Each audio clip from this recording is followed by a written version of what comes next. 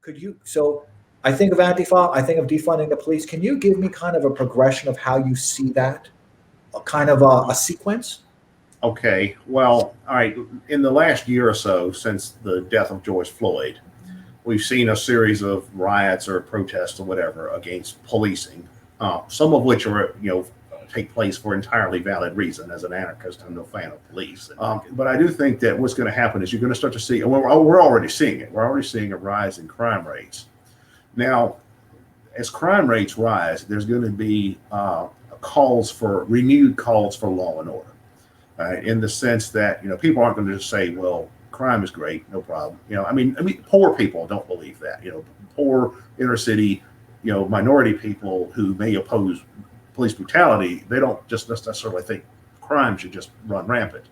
All right, so what will happen is, as crime starts to escalate, they'll have a renewed war on crime, and this is the angle they'll take.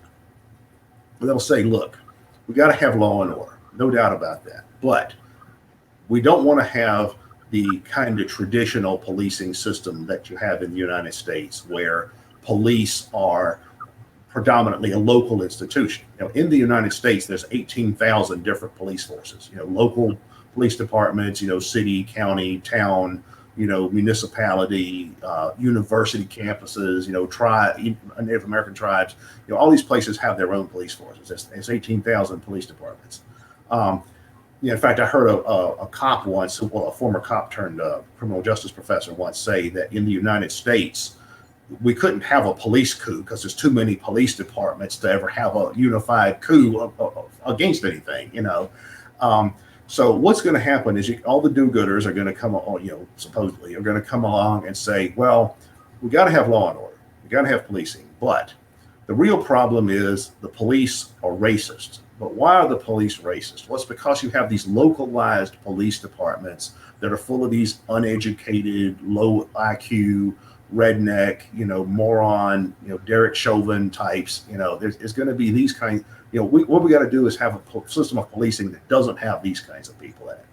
Instead, what we have to have is a modernized, sophisticated police department of educated police officers, guys, men and women who've been through college and have master's degrees in social sciences and all of these, public administration, educated cops and diverse cops, not just these, rednecky white guys, but African Americans and every ethnicity and women and LGBTs and all that. We've got to have a diverse rainbow police force of educated, trained professionals, all of whom have been through the university system and who believe in the woke ideology, and therefore they're not going to be racist. Right?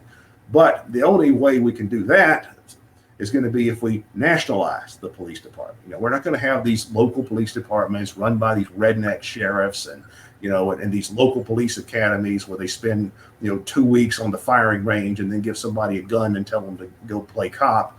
We're going to have a national police force of trained, professional, and diverse police agents. Which basically means they're going to nationalize policing and create. Basically, DHS is going to become the new police. That I see is the long-term goal. I mean, it's a perfect. If I were some person in the establishment seeking power and seeking to create a police state, I couldn't invent a more perfect plan, because it's like, hey, we're doing away with racist policing. We're doing away with incompetent, untrained policing. We're going to have an educated, professional police force that's diverse and has sensitivity training and cultural competence training and all these other things, And then we're going to have not only that, but we're going to have an army of social workers and social service professionals and CPS, CPS types, child protection services types.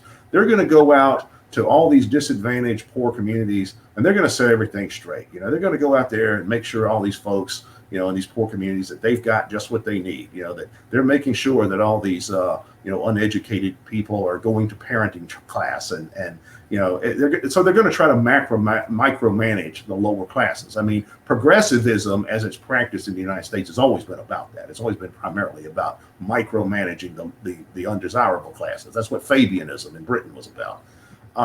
So they're going to say, we're going to have this army of social workers to manage the undesirable, the dangerous classes. but they obviously have to be backed up by policing at some point. So we're not going to bother with these kinds of traditional local yokel sheriff's departments and police departments. No, we're going to have this highly trained, specialized national police force.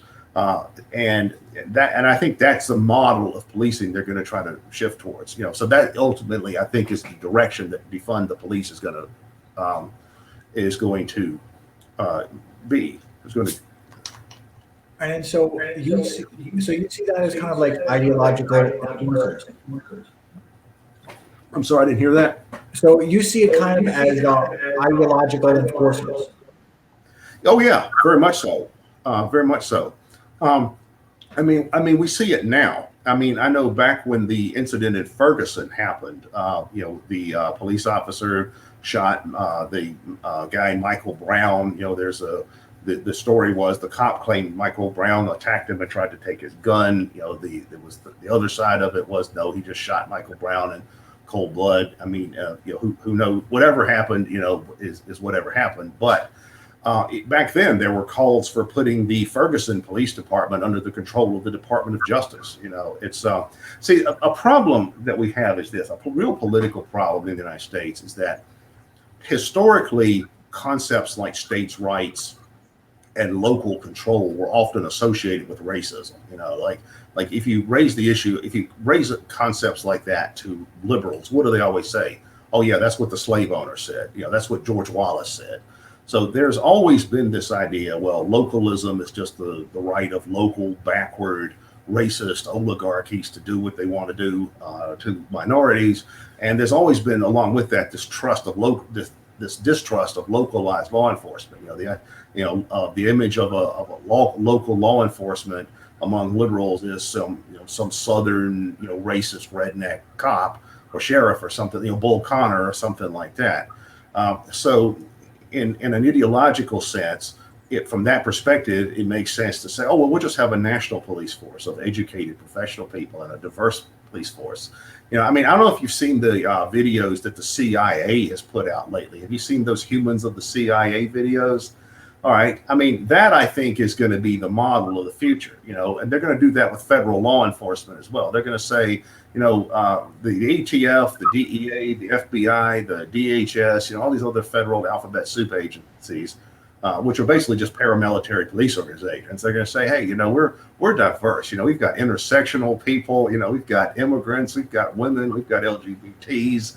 We've got everybody. We've got grandmas in this. But yeah, ultimately, it's still about keeping those with power in power and enforcing a system of ideological control in the process. But under the cover of this kind of, oh no, we're just fighting against racism and whatever else they claim to be fighting against. So it's interesting. I started rereading. Nancy and I started rereading and also listening to the audiobook because I'm doing different things with it. The reading of it is for the cognition part of it, because that's how I take in information quality, the most pristine quality of information I take in by reading, and then an audiobook so that I can kind of do dictation into my own notes because I'm taking a lot of notes on it. And I was thinking about it today as I was listening to it, and I wrote a note on it, just that it was the CHEXA, which was the GDU, which was the Extraordinary Commission for Struggle Against Counter-Revolution, Sabotage, and Speculation. Do you remember that? What is this from? That is from the Gulag Archipelago. Okay. And yeah. And I last read it, 30 years ago. And I think it was really the life of Ivan that I really focused on more at that time.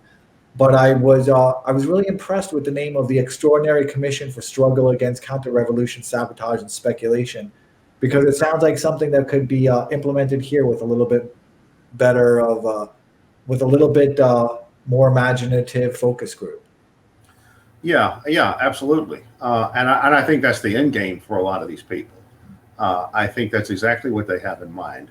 That's why I say that you have it among some of these people, some extremely dangerous people with very dangerous views. Well, here's an illustration of this that I think is even more extreme.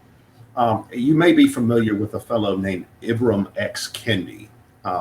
He is someone who is now considered to be a leading commentator, even a scholar on anti-racism. He's gotten a lot of recognition among the chattering classes or whatever for being this, bold anti-racist writer. And his think tank actually was given a $10 million donation by Twitter. So where we are now. But in one of Ibram X. Kendi's books, he outlines what kind of governmental system he wants.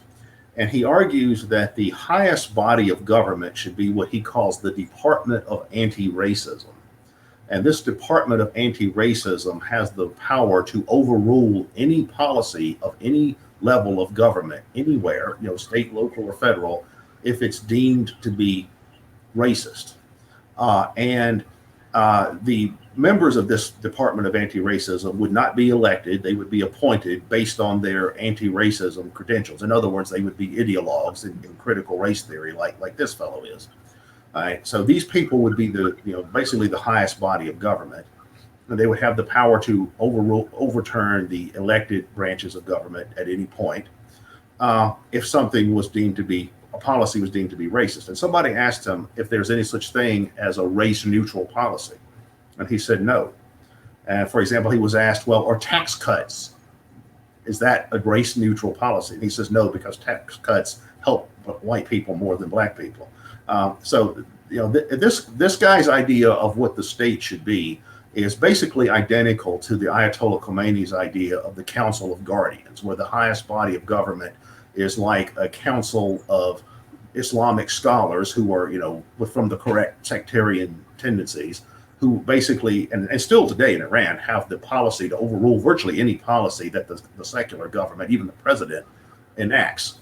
Also, another thing it reminded me of was the late Dr. William Pierce, who was the author of the Turned Diaries. He was an American neo-Nazi leader who headed up an organization called the National Alliance.